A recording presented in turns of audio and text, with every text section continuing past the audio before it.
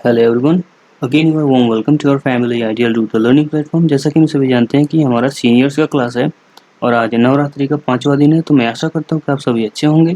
ऐसे ही माँ दुर्गा आपके ऊपर कृपा बनाए रखे और आप अपनी पढ़ाई बेहतर तरीके से कर पाएँ। तो शुरू करते हैं आज का क्लास बिना देरी के। कल हम लोगों ने टेंस पढ़ा था। क्या पढ़ा था? कल हम लोगों ने टेंस का क्या-क्या, किन-किन तरीकों से हम इसे सीख सकते हैं, वो तरीका हम लोगों ने कल सीखा था। और हम लोगों ने कल ये भी सीखा था कि टेंस में जो भी हमारे 2 या 3 टाइप होते हैं, उन हर एक टाइप का 4 होता है। जैसे कि हम सभी जानते हैं कि सिंपल टेंस होता है, जैसे कि इंडेफिनिट टेंस जिसे हम कहते हैं, हमारा कंटीन्यूअस होता है, परफेक्ट होता है, परफेक्ट कंटीन्यूअस होता है। तो हम चारों टाइप्स को बड़े बेहतर तरीके से हम लोगों ने कल सीखा था। मैंने शुरू में कहा था कि हम लोग याद करने में विश्वास नहीं करेंगे, हम लोग सिर्फ और सिर्फ सीखने में विश्वास करेंगे। इसीलिए मैंने प्रीवियस क्लास में काल के खाल में हम लोगों ने कल सीखा था कि प्रीवियस क्लास में सीखा था कि किस तरीके से ये बना है, किस तरीके से 4 टाइप बना है। ऐसा नहीं है कि हम सिर्फ याद कर लिए, याद करना नहीं है, हमको सीखना है। फिर से बोल रहा हूँ। तो कल हम लोगों ने जाते-जाते मैंने आपसे पूछा था और मैं आपसे बोला भी था कि टेंस 2 तरीके के होते हैं, 3 नहीं होते हैं। क्योंकि हम लोगों ने अब तक ये सीखते आ रहे थे कि टेंस 3 होते हैं, जो कि गलत है। अगर 2 की बात की जाए तो टेंस सिर्फ और सिर्फ 2 होते हैं। अब बात आती है कि टेंस 2 क्यों होते हैं, लेकिन हम लोग 3 का यूज़ क्यों करते हैं? आइए देखते हैं।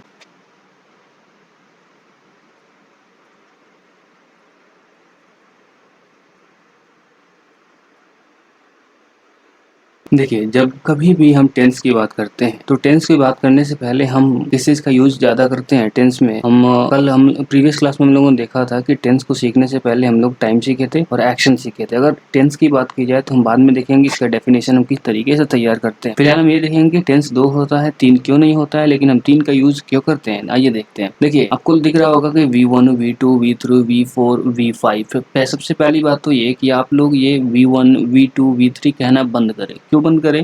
क्योंकि अगर मैं आपसे कहूँ अगर ये V1 है तो इसको मैं तो x, हालांकि ये x का पावर 2 है, हम इसे कह सकते हैं एक्स स्क्वायर कहते हैं, लेकिन अगर हम इसे V1 कह रहे हैं तो क्या हम इसे x2 कह सकते हैं? क्या हम इसे x3 कह सकते हैं? नहीं कह सकते। कहने का मतलब क्या है कि देखिए, जब कभी भी हम लोग बचपन में पढ़ते थे, मैं फिर से बोल रहा हूँ, बचपन की चीज़ें अगर आप लोगों ने पढ़ी है, बेहतर तरीके से सीखा है, याद किया है, आप उसको थोड़ा सा अलग रख के एक नए लेवल से पढ़ने की कोशिश कीजिए, सीखने की कोशिश कीजिए। तो ये V1 नहीं है, आप आज से कहना इसे शुरू कीजिए, ये वर्ब का फर्स्ट फॉर्म है। क्या है? ये वर्ब का फर्स्ट फॉर्म है, ये हमारा वर्ब का सेकंड फॉर्म है, ये हमारा वर्ब का तीसरा फॉर्म है, ये हमारा वर्ब का चौथा फॉर्म है। लेकिन ये चौथा फॉर्म है, लेकिन चौथे फॉर्म में क्या है? देखिए, ये हमारा जो V1 है, जो हमारा वर्ब का फर्स्ट फॉर्म है, इसमें देखिएगा कि ये हमारा जब कभी भी बनता है तो ये हमारा एक प्रेजेंट टेंस तैयार करता है।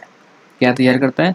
प्रेजेंट टेंस तैयार करता है। लेकिन जैसे हम V2 यानी वर्ब का सेकंड फॉर्म की बात करते हैं तो ये हमारा एक पास्ट टेंस तैयार करता है। क्या तैयार करता है? हमारा पास्ट एक्शन तैयार करता है, हमारा पास्ट एक्शन तैयार करती है, हमारा प्रेजेंट एक्शन तैयार। लेकिन अगर तीसरे की बात की जाए, वर्ब का थर्ड फॉर्म, ये भी कुछ नहीं है, ये अपने आप में एक पास्ट पार्टिसिपल का काम कर रहा है।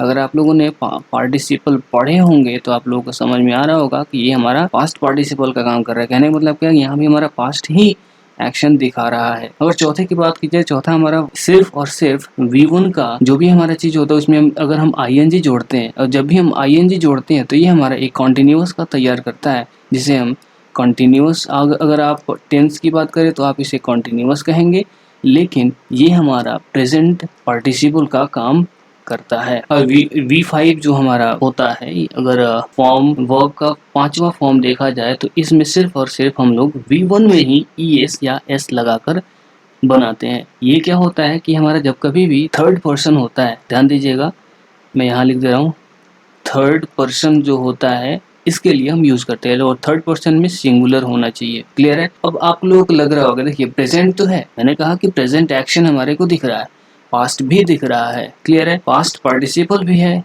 कॉन्टिन्यूस भी है, और उसके बाद आपको जो भी दिखाई दे रहा है, जो भी हम लोगों ने समझा है, जो भी हम लोगों ने बचपन में सीखा है, वो आप लोगों को दिखाई दे रहा है। आप लोगों में से कोई मुझे बता सकता है कि इन पांचों फॉर्म में, इन पांचों वर्ब के फॉर्म में क्या कोई आपको फ्यूचर टेंस जैसा कोई वर्ब दिखाई दे रहा है या नहीं दिखाई दे रहा है? सोचिए और फिर मुझे बताइए, फिर से सोचिए, क्या आपको कहीं पे भी फ्यूचर टेंस का एक्शन दिखाई दे रहा है या नहीं दिखाई दे रहा है? जवाब होगा नहीं दिखाई दे रहा है। और जब फ्यूचर टेंस दिखाई नहीं दे रहा है, फ्यूचर वर्ब दिखाई नहीं दे रहा है, ये दूसरे पेज पे चलते हैं और देखते हैं कि जब कभी भी, अभी मैंने कहा कि हमें प्रेजेंट दिखाई दे रहा है, पास्ट दिखाई दे रहा है, लेकिन हमारा फ्यूचर जो वर्ब का फॉर्म होता है वो हमारा दिखाई नहीं दे रहा है। इसीलिए हमारे ग्रामेरियंस ने क्या किया, देखिए 2 तरीके के ग्रामर होते हैं।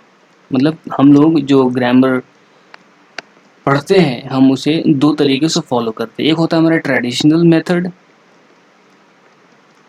और दूसरा होता है हमारा मॉडर्न मेथड। तो हमारे जो भी मॉडर्न मेथड के ग्रामेरियन थे उन्होंने कहा कि भाई साहब जो फ्यूचर का जो एक्शन होता है वो तो हमारा होता है इमेजिनेशन का। अगर आपको प्रीवियस क्लास का याद हो तो मैंने कहा था कि फ्यूचर कुछ नहीं है, वो सिर्फ और सिर्फ एक इमेजिनेशन वाली एक्शन होती है जिसे मतलब रियल नहीं समझा जाता है। इसीलिए क्योंकि समय जो होता है भगवान ने तो बनाया है, जो प्रेजेंट है हमें दिख रहा है, जो पास्ट हो गया वो प्रेजेंट का ही बीता हुआ रूप है।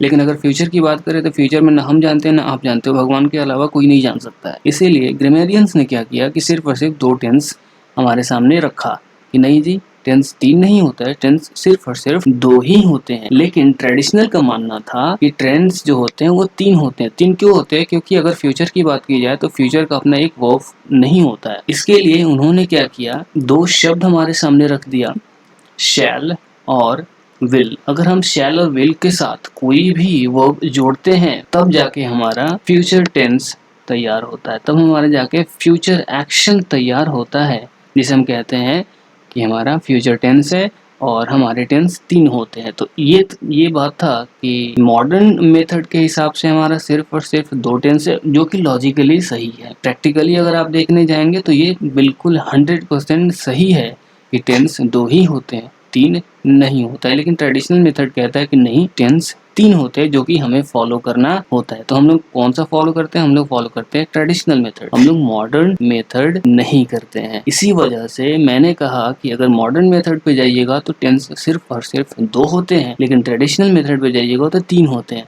आई होप आप लोगों को समझ में आ गया होगा कि आखिर टेंस 3 क्यों होते हैं, 2 क्यों नहीं होते, और 2 होते हैं तो 3 क्यों नहीं होते हैं। अगर 2 होते हैं तो हम 2 को क्यों फॉलो नहीं करते हैं, 3 नहीं होने के बावजूद भी हम 3 को फॉलो क्यों करते हैं। तो अगर आप लोगों को समझ में आ गई होगी।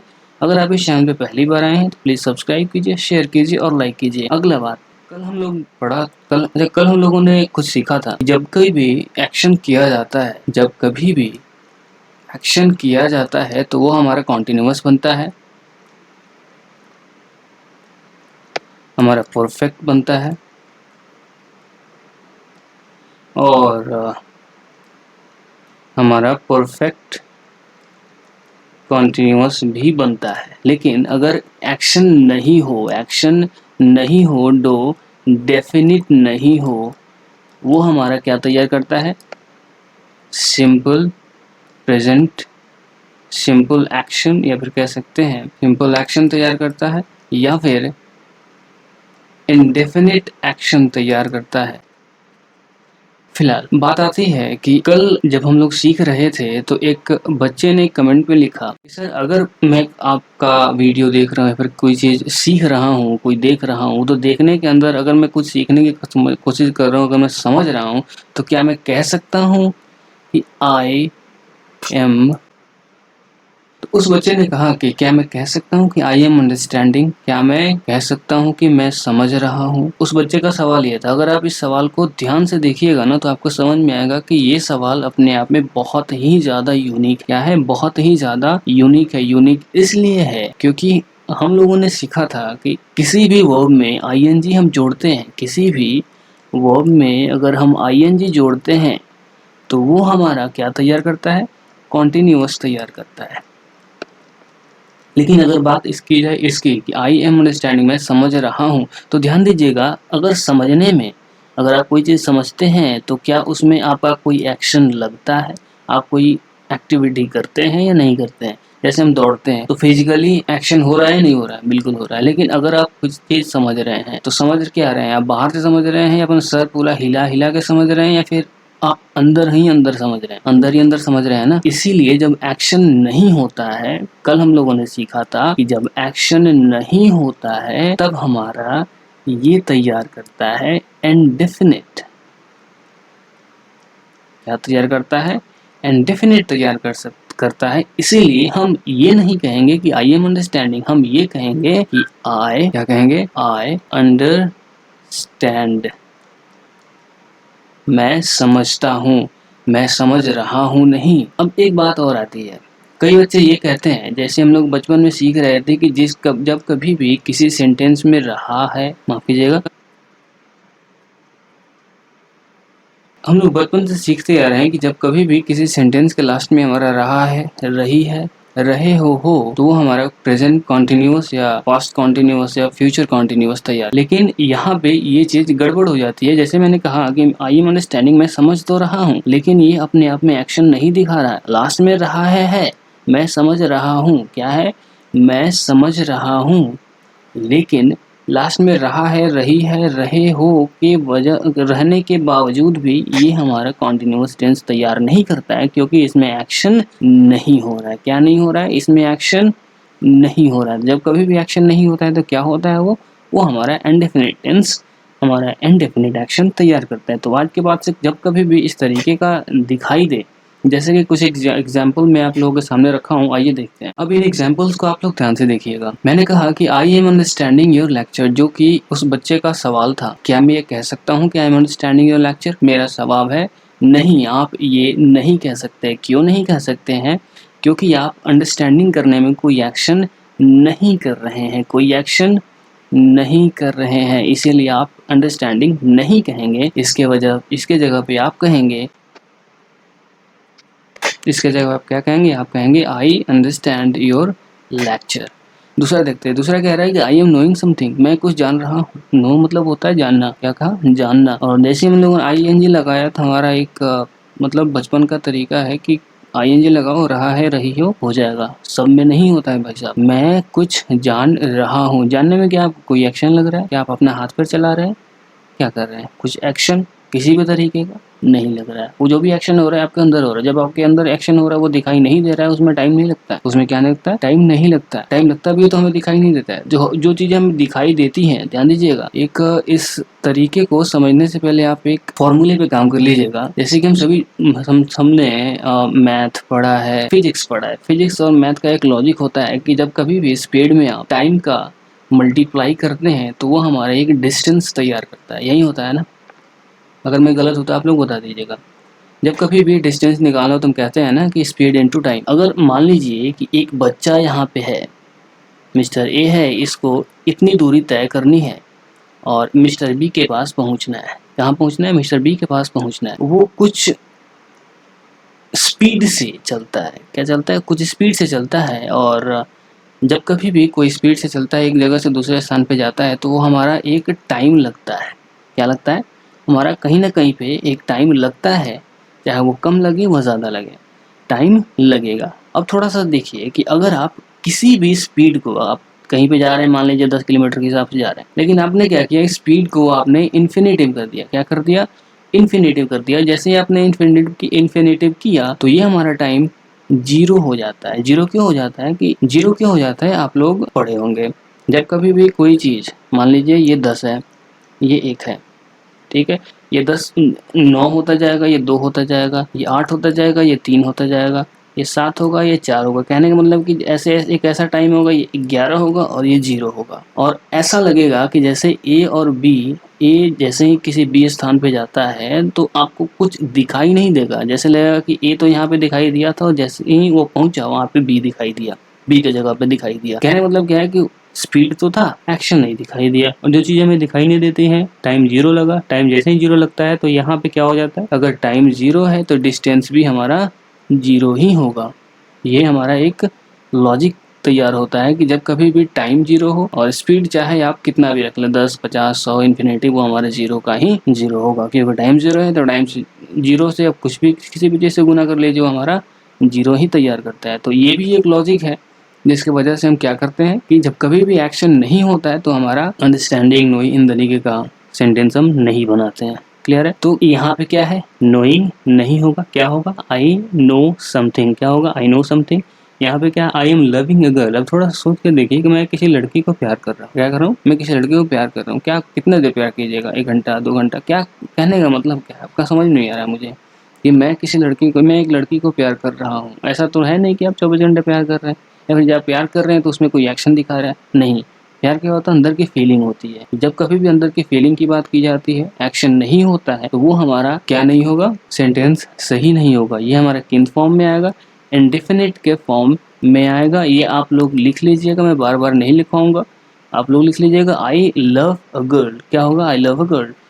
तीसरा, उसके बाद हमारा आई एम लाइकिंग यू, मतलब मैं तुम्हें पसंद कर रहा हूँ। देखिए, पसंद करने में कोई एक्शन नहीं लग रहा है, कोई एक्शन नहीं लग रहा है, इसीलिए सेंटेंस गलत है। स्टूडेंट्स आर रिस्पेक्टिंग टीचर्स, ये सही बात। छात्र जो होते हैं, जो हम लोग हैं, अपने टीचर्स का रिस्पेक्ट करते हैं। तो क्या हम कह सकते हैं कि छात्रगण शिक्षकों का आदर कर रहे हैं? नहीं, ऐसा नहीं। आदर कैसे किया जाता है? एक्शन इसमें कोई होता है या नहीं होता है? नहीं होता है। आदर कैसे किया जाता है? अंतरात्मा से आदर होनी चाहिए। ऐसा नहीं कि आदर हम दिखाते हैं, नहीं, या फिर आदम करते हैं हाथ पैर चलाकर, या भी इस तरीके का उस तरीके करके रिस्पेक्ट दिखाया नहीं जाता। इसमें कोई एक्शन नहीं होता है। रिस्पेक्ट क्या होता है? एक फीलिंग वाली चीज़ होती है, इसीलिए ये भी हमारा सेंटेंस गलत है। उसके बाद है हमारा I am wanting a book. I am wanting a book, ये क्या है? मैं एक पुस्तक चाह रहा हूँ, ये भी हमारा गलत है। चाहने में भी कोई एक्शन नहीं लग रहा, इसीलिए ये भी हमारा सेंटेंस गलत है। तो आई होप जिस बच्चे ने भी ये सवाल पूछा होगा, उनका ये डाउट क्लियर हो गया होगा। उनके साथ साथ आप लोगों का भी डाउट क्लियर हो गया होगा कि जब कभी भी इस तरीके का सेंटेंस आपके सामने आता है, कोई एक्शन नहीं होता है, तो वो हमारा, चाहे वो कॉन्टिन्यूअस हो, परफेक्ट हो या परफेक्ट कॉन्टिन्यूअस हो, किसी भी सेंटेंस में वो फिट नहीं बैठेगा, वो हमारा सेंटेंस क्या होगा? गलत होगा। तो इसके अलावा आप कुछ एक और इम्पोर्टेंट चीज लिख लीजिएगा। देखिए, ध्यान रखिएगा, जब कभी भी किसी वर्ब में आईएनजी जोड़ते हैं तो हमारा कॉन्टिन्यूअस तैयार करता है, लेकिन जैसे कोई एक्शन नहीं होता है, जैसे मैंने कहा था कि अंडरस्टैंडिंग में क्या है? अंडरस्टैंड है और आईएनजी है, लेकिन ये V4 का काम नहीं करेगा, ये हमारा कॉन्टिन्यूअस का काम नहीं करेगा। क्यों कि नहीं करेगा? क्योंकि अंडरस्टैंडिंग क्या है? अंडरस्टैंडिंग एक वर्ब नहीं है। जैसे आप लोगों ने नाउन लगाया, और सॉरी आईएनजी लगाया, ये हमारा नाउन की तरह काम करता है। और अंडरस्टैंडिंग का मतलब होता है समझ। क्या होता है? आपसी समझ जो होता है, आपसी सहमति जो होती है, उसे हम कहते हैं अंडरस्टैंडिंग। जैसे हम बहुत बार यूज़ करते हैं कि हमारी अंडरस्टैंडिंग अच्छी है, उसकी अंडरस्टैंडिंग अच्छी नहीं है। तो क्या है? हमारी समझ अच्छी है, हमारी समझ अच्छी है, उनकी समझ अच्छी नहीं है।